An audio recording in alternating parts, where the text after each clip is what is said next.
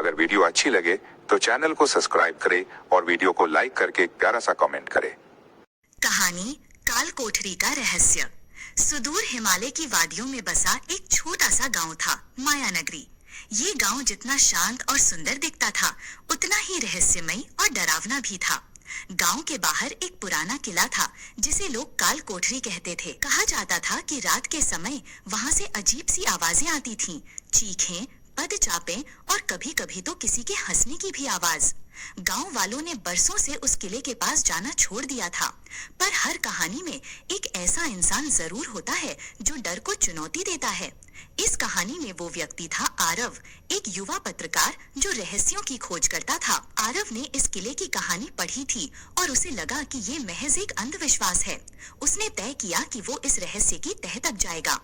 एक ठंडी रात जब चांद बादलों में छुपा था और गांव नींद में डूबा हुआ था, आरव अपनी टॉर्च और कैमरा लेकर काल कोठरी की ओर निकल पड़ा। किले तक पहुंचने का रास्ता पथरीला और सुनसान था, लेकिन आरव बिना रुके आगे बढ़ता गया।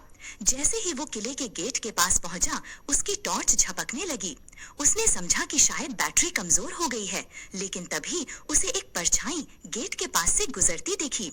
वो चौंका पर साहस नहीं छोड़ा। किले के भीतर कदम रखते ही उसे महसूस हुआ कि तापमान अचानक गिर गया है। दीवारों पर जाले और खून के धब्बे जैसे निशान थे। आरव ने कैमरा ऑन किया और आगे बढ़ा। तभी उसे सीढ़ियों के नीचे से किसी के रोने की आवाज आई। वो दबे पांव नीचे उतरा और देखा, एक औरत सफेद साड़ी में बैठी थी।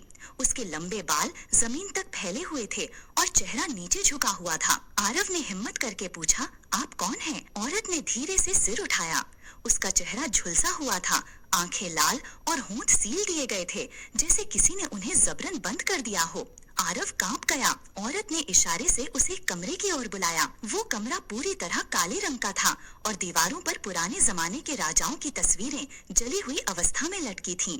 कमरे के बीचों बीच एक लोहे का संदूक था। जैसे ही आरव ने संदूक खोलने की कोशिश की, अचानक चारों ओर हवा तेज होने लगी और दरवाजे अपने आप बंद हो गए। औरत ने जोर से चीख मारी और फिर गायब हो गई। आरव ने किसी तरह संदूक खोला। उसमें एक पुरानी डायरी मिली, महाराजा वीरभद्र सिंह की। डायरी में लिखा था कि ये किला कभी बहुत समृद्ध था, लेकिन एक ज्योतिषी ने भविष्यवाणी की थी कि किले का नाश एक औरत के कारण होगा। महाराजा ने अपनी ही पत्नी पर शक करके उसे काल कोठरी में जिंदा दफन करवा दिया था, लेकिन वो निर्दोष थी।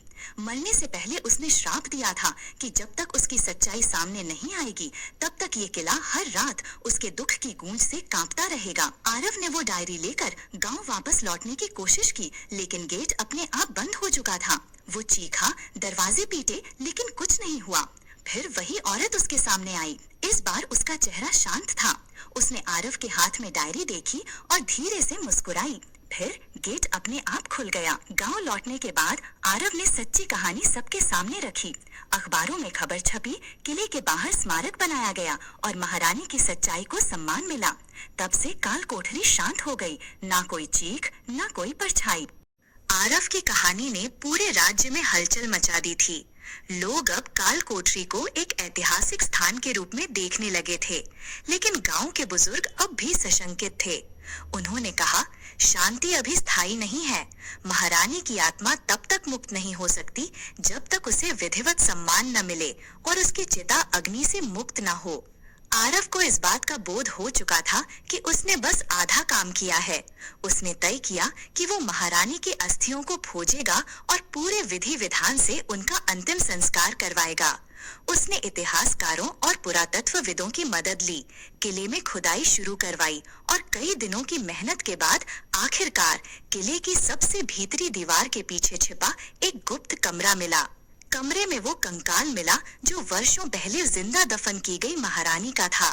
कंकाल के पास एक सोने की चूड़ी और एक टूटी हुई पायल थी, जो इस बात का प्रमाण थी कि वो रानी थी। आरव ने पूरे गांव को एकत्र किया और पवित्र नदी के किनारे उसका अंतिम संस्कार करवाया।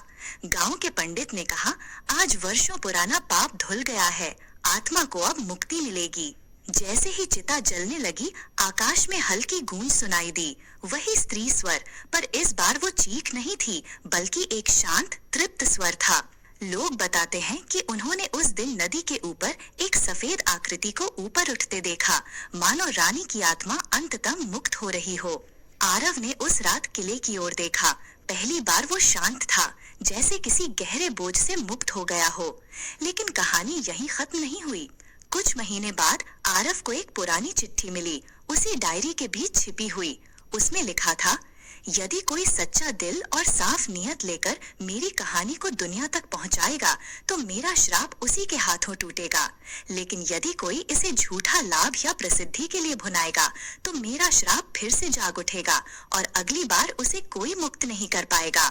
आरव ने चिट्ठी पढ़कर उसे जलाने की बजाय संभाल कर रख लिया, एक चेतावनी के तौर पर।